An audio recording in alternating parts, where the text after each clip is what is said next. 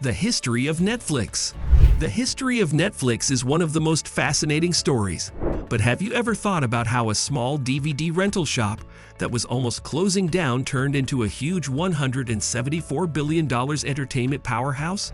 This is truly a transformation that not everyone can make. So how did they do that?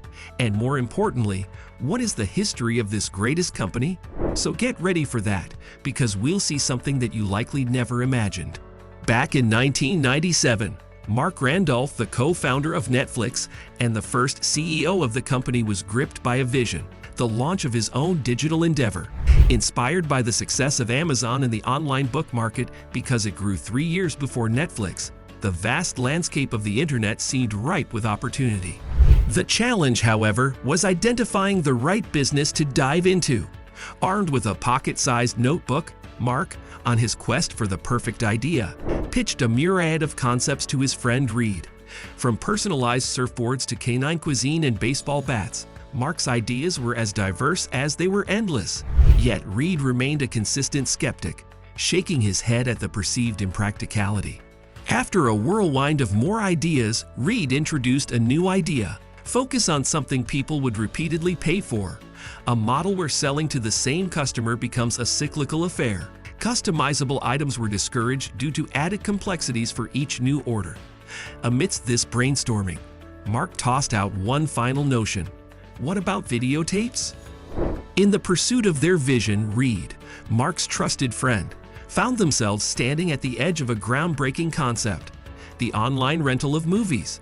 The concept sparkled with potential, yet the looming challenges signaled that their journey was only just beginning.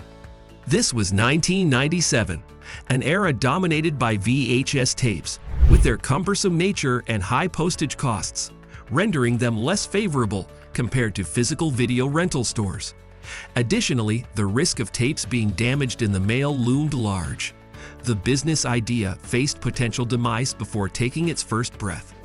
A few weeks later, while perusing a tech magazine, Reed stumbled upon an article about a groundbreaking technology called DVDs.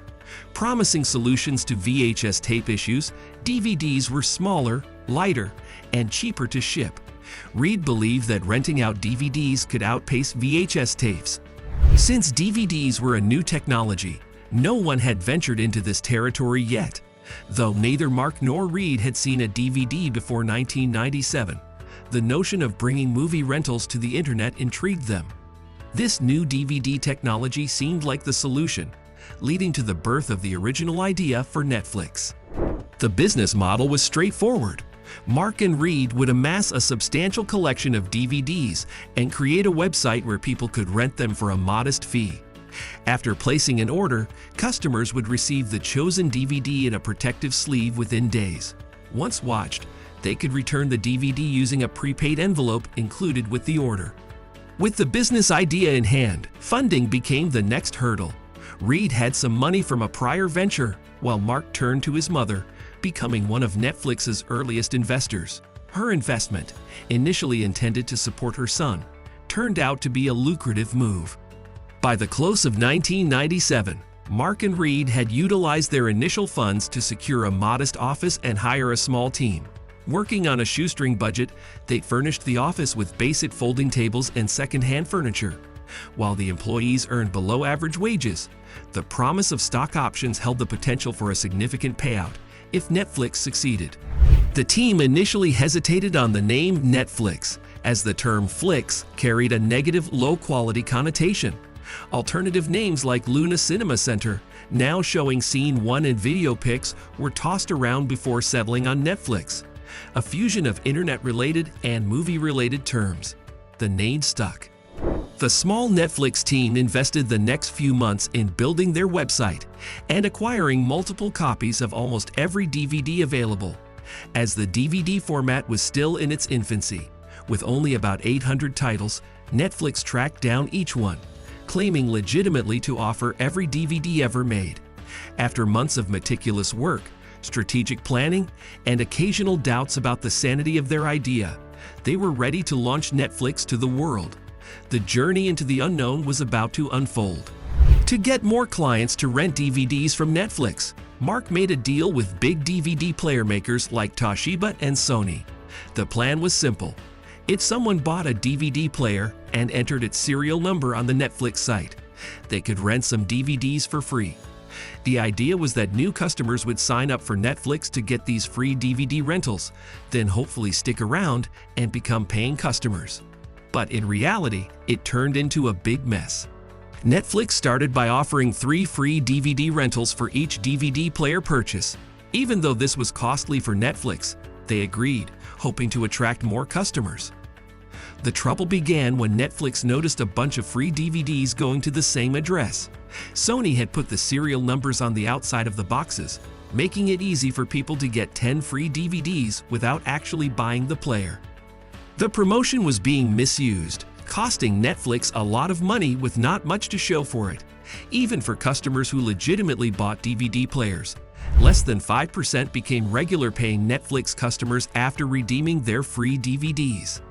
Realizing they needed a new idea, Netflix went for a publicity stunt. Have your 2 cents on the Clinton testimony. This move got a lot of media coverage and brought in thousands of new customers at first. But problems kept coming up.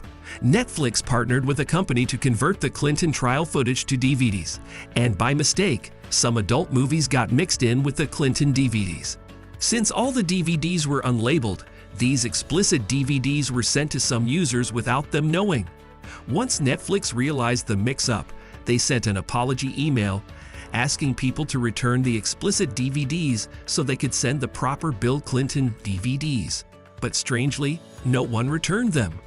Despite all these efforts, Netflix was losing a lot of money, and things were not looking good. Mark wondered if they should have sold to Amazon when they had the chance in 1998.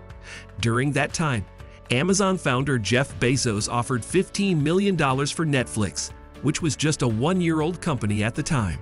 Surprisingly, Netflix co-founders Mark Randolph and Reed Hastings turned down his offer. To make things worse, Reed, Netflix's co-founder and financial supporter, had concerns about Mark's decisions and suggested a major change. Reed worried about where the company was headed. He proposed a switch in roles, with Reed becoming the CEO and Mark taking on the role of president. This suggestion left Mark feeling overwhelmed, upset, and betrayed by someone he thought of not just as a co-founder, but also as a friend. Even with Reed as the new CEO, Netflix still faced challenges in attracting enough customers to make the business profitable. And after all that, Mark, a new idea, struck him, an idea that had the potential to change everything. Instead of renting one movie at a time and keeping it for a short while, what if Netflix completely ditched due dates and late fees? Imagine they offered a subscription where you pay a flat monthly fee and can have 4 DVDs at home. Once you're done with a movie, you exchange it for a new one. This way, you always have some movies at your place, and you can watch them whenever you feel like it, without planning in advance. Reed liked the idea too. When Netflix made this change, it became really popular. On the first day, a whopping 90% of people who saw the offer signed up for the subscription. Things started to look better for Netflix with this improved model, the rise of DVDs and cheaper DVD players. Subscribers started to grow fast, and since subscriptions renewed automatically each month, Netflix had customers coming back, leading to quick revenue growth. Netflix got even smarter by creating an algorithm called Scene Match. It matched the right DVDs to the right people by understanding their preferences. As they added more DVDs, it was important for users to easily find movies they liked. The recommendation algorithm helped users discover movies they'd enjoy, making them more likely to keep their subscriptions. Netflix also asked users to rate movies, helping the algorithm understand individual preferences. This gave Netflix an edge over competitors. Although Netflix had started gaining a lot more customers since switching to their subscription plan model, the company was still tiny compared to their biggest movie rental rival, Blockbuster. While Netflix was on track to make around $5 million in revenue in 2000, Blockbuster made nearly $800 million in revenue in late fees alone. Blockbuster was valued at around $6 billion and had around 60,000 employees. In 2000, Blockbuster made the first mistake that would mark its demise. The company decided not to buy Netflix. Blockbuster considered buying the popular Netflix service for $50 million, but the company decided to not make the purchase. So, by offering a monthly subscription model with unlimited rentals, Netflix was able to provide greater value and convenience to customers, making it more appealing than Blockbuster's rental model. Blockbuster had poor customer service and high rental fees, which made it difficult for customers. Netflix, once a leader in streaming, is facing tough times.